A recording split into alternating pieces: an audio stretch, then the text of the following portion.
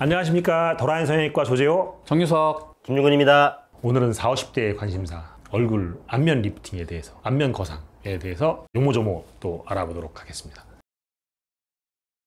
40, 50대는 근데 워낙에 동안들이 많아서 많이 막 이렇게 처지고 그런 건 아닐 때이기도 하고 또 어떤 분들은 많이 처져 있어가지고 뭐 한 60대나 막 65세 이렇게 보이기도 하고 그래서 이제 우리가 좀 부위별로 원장님 그 효과 좋은데 예를 들자면 이 항금 같은 데 이거 하고 나면 바로 그냥 10년 젊어 보이던데 보면 그렇죠. 말씀하신 것처럼 40대 50대를 하더라도 예전 40대 50대하고 많이 달라요. 확실히 젊습니다. 많이 젊어졌고 그러다 보니까 어떻게 보면 약간 애매한 나이예요. 50대 중후반이 넘어가면 아무리 동안이라도 처짐이 눈에 띄는데 40대 50대 초반 이때는 애매한 경우가 많거든요. 그러다 보니까 수술 상담하러 오셨을 때 본인이 무엇을 해야 될지 본인이 모르는 경우가 굉장히 많아요. 좀 늙어 보이고 우울해 보이고 그래서 이제 왔다. 뭘 해야 되겠습니까? 오히려 이제 저한테 묻더라고요. 보통 대개는 오실 때 어디가 처졌어요 이러고 오시는데 잘 모르시는 경우가 많아요. 아니 이제 그런 시술이 있는 것도 모르시고 필요하다는 것 자체를 또 인지 못하고 계신 분들도 많아요. 그렇죠. 그런 경우에는 얼굴 전체를 다 뭐 손을 봐야 되는 경우도 있지만은 일반적으로 어떤 특정 부위만 조금만 탁 수술을 해줘도 얼굴의 느낌이 확 달라지는 경우가 많거든요. 저 한검 해야 되겠죠, 저. 하지 마세요. 아직 안 해요? 이마 거상도 물어보시더니 촬영할 때마다 물어보시는 거예요.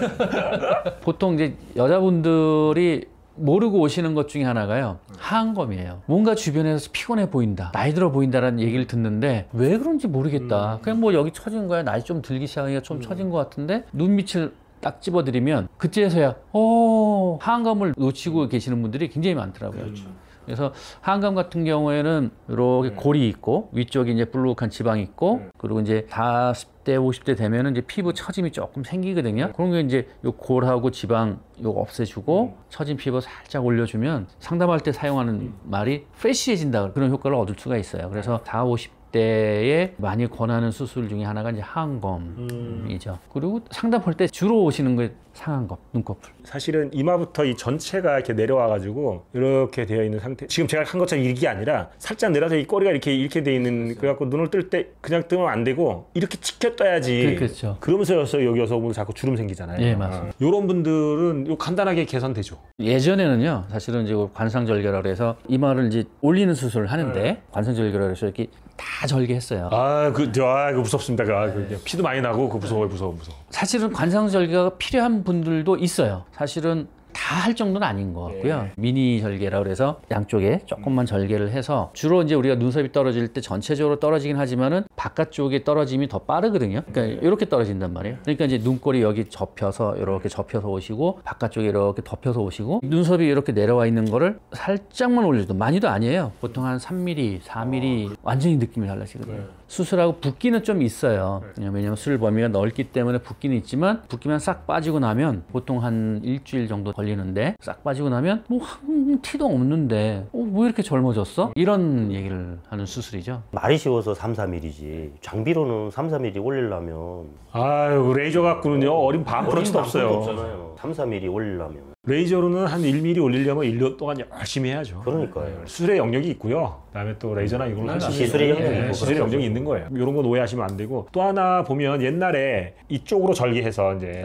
해서 여기 눈 처진 것만 딱 끌어올리는 그 두 개의 어떤 비교나 필요한 부분. 많은 여성분들이 보면은 하안검 상담으로 많이 오시는데 그런데 이 눈썹 밑에 절개해서 여기 살짝 올리면 좋아진다, 자연스럽게 좋아진다라는 걸 많이 듣고 오세요. 왜냐면은 이 쌍꺼풀을 이제 다시 했다가 굉장히 싸나워지고 인상이 강해지는 경우 많잖아요. 그걸 피하기 위해서 눈썹 밑에 절개해서 이렇게 올리면 자연스러워진다 이러고 오시는데 사실은 그것은 일부는 맞고 일부는 틀린 얘기예요. 이제 많은 분들이 착각하고 있는 게 눈썹 밑에를 절개해서 눈썹을 올린다 라고 말씀을 하시거든요. 눈썹 밑에 절개해서 절대 올릴 수가 없어요. 어떻게 올려? 이게 당겨지는 거지. 이게 좁아지는 거지. 이렇게 당겨지는 거죠. 그러니까 우리가 물건을 들 때 밑에서 이렇게 올리는 방법도 있지만 일반적으로 물건을 들 때는 위에서 잡아서 끌어올리는 거죠. 그래서 우리가 안면 거상, 페이스 리프트라고 그러잖아요. 리프팅 한다 그러잖아요. 끌어올려주는 수술인데 이걸 올리려면 위에서 해결을 해야 되거든요. 그런데 이제 눈썹 밑에 절개해서 해결하는 경우는 어떤 경우냐면은 전체적으로 다 좋아요. 다 좋은데 쌍꺼풀도 있고 근데 여기 진짜 딱 눈꺼풀 요 바깥쪽만 살짝 이렇게 딱 덮여 있는 경우 눈썹 밑에 여기 잘라서 수술로 덮인 걸 이렇게 살짝 올려주게 되면 들 필요가 없어지니까 눈썹이 툭 하고 내려와요. 그러니까 여기를 잘라서 요거 해결했는데 눈썹은 내려와서 가까워지고 그리고 여기 덮인 거는 해결이 안 되고 여기 살짝 덮인 거 해결하는 건 좋지만은 이마를 많이 쓰거나 이마를 못 쓰게 했을 때 눈썹이 많이 내려와 있는 분들은 이마 거상. 그래서 그거는 병원에 오시면은 상태를 확인을 하고 어떤 방법으로 수술을 할지를 상태에 맞춰서 결정을 하게 됩니다. 10번, 100번 고민하지 마시고 정 원장님 딱 한번 직접 보시면 답이 시원하게 나오는데 혼자서 고민하시지 마시라는 거죠. 혼자서 고민하시다가 유튜브 100편 보시죠. 뭐. 요거는 미묘한 부분이라서 전문가랑 상담하시는 게 좋겠고 저는 개인적으로는 제가 미용 성형을 계속 하는 사람이긴 하지만 이 눈 밑에 상처 있는 거 저는 개인적으로 아주 싫어합니다. 왜 여기다가 상처를 만들었을까? 탈모가 진행되면 더 보여요, 거기가. 그걸 감안하고 디자인을. 네, 맞아요.